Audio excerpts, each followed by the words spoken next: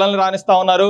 కొన్ని చోట్లయితే కులం పనిచేస్తూ ఉంది, కొన్ని చోట్లయితే డబ్బు పనిచేస్తూ ఉన్నటువంటి పరిస్థితి ఉంది. ఇంకొకటైతే ఎక్కువ చాలా బాధాకరమైన విషయం ఏంటంటే ఎవరికైతే ఎక్కువ క్రిమినల్ కేసులు ఉన్నారో వాళ్ళకు కూడా ఎమ్మెల్యే సీట్లు ఇస్తూ ఉన్నటువంటి పరిస్థితి.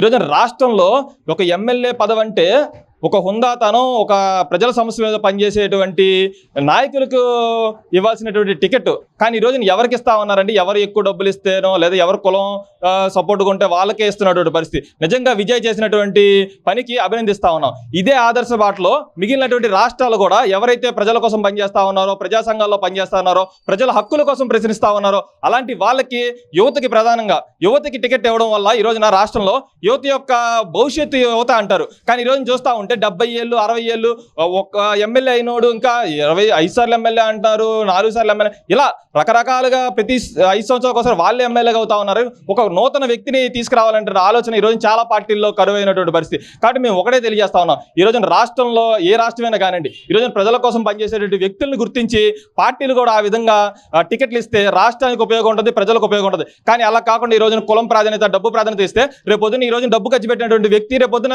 ఎమ్మెల్యే అయిన తర్వాత దానికి డబ్బులు త్రిబుల్ ఎట్లా సంపాదించుకోవాలని ఆలోచిస్తాడు. ఈ రోజున కులం పేరుతో గెలిచినటువంటి వ్యక్తి రేపొద్దున ఆ కులానికి ఏ విధంగా న్యాయం చేయాలని చెప్పి ఆలోచిస్తాడు తప్ప జనాల సమస్యల మీద అయితే పనిచేసేటువంటి పరిస్థితి ఉండదు. కాబట్టి ఇకనైనా సరే రాష్ట్ర రాజకీయాల్లో నూతన మార్పు కావాలని చెప్పి రాజకీయ పార్టీలు కోరుకోవాలి.